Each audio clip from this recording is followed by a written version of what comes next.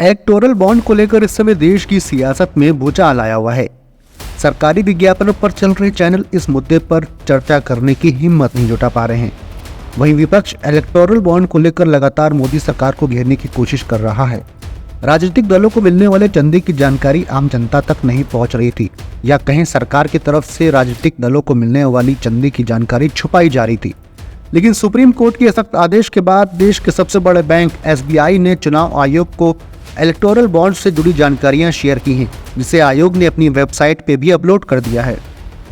बताया जा रहा है कि SBI ने अभी इलेक्टोरल बॉन्ड से जुड़ी सारी जानकारियां शेयर नहीं की हैं, लेकिन जितनी भी की हैं उससे राजनीतिक गलियारों में भूचाल आ गया है। 12 अप्रैल 2019 से 11 जनवरी 2024 तक सबसे ज़्यादा चंदा अगर किसी भी राजनीतिक दल को मिला है तो वो है बीजेपी, जिसे 6060 करोड़ रुपए मिले हैं। लिस्ट में दूसरे नंबर पर है TMC, जिसे 1609 करोड़ मिले हैं, जबकि कांग्रेस पार्टी को 1421 करोड़ मिले हैं। फिलहाल SBI ने जो जानकारी शेयर की है उसमें अब तक ये नहीं बताया गया है कि किस दल को किस कंपनी ने चंदा दिया है। आने वाले समय में हो सकता है कि जल्द ये भी जानकारी सामने आ जाएगी। विपक्ष इलेक्टोरल बॉन्ड को मोदी सरकार का सबसे बड़ा घोटाला बता रहा है और उसका कहना है कि बीजेपी को जिस भी कंपनी ने चंदा दिया उसके बदले उस कंपनी को सरकारी ठेके मिले हैं।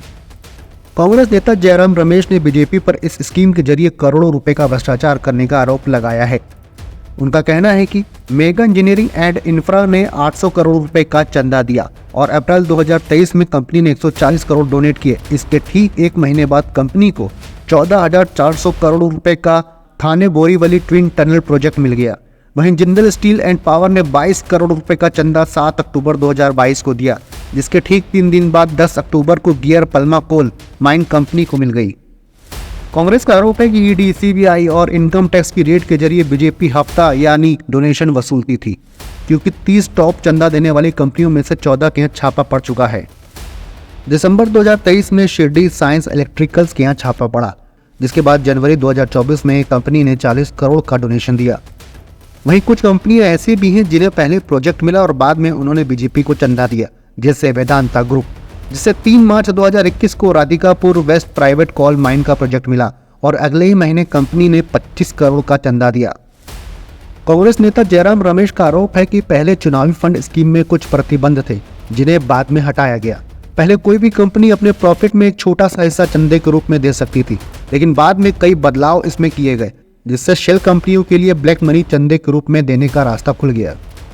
इलेक्टोरल बॉन्ड को लेकर जो खुलासा हुआ है और जो खुलासे अभी होने हैं, इससे जरूर आने वाले लोकसभा चुनाव में बीजेपी की परेशानी बढ़ेगी। बीजेपी को क्या परेशानी उठानी पड़ेगी, क्या सीटों का नुकसान होगा या नहीं होगा, ये तो समय बताएगा। फिलहाल आपको क्या लगता है कि इलेक्टोरल बॉन्ड के खुलासे के बाद बीजेपी को आने वाले चुनाव में नुकसान होगा या नहीं, या विपक्ष इस मुद्दे को भुना पाएगा या नहीं? कमेंट करके जरूर बताएं।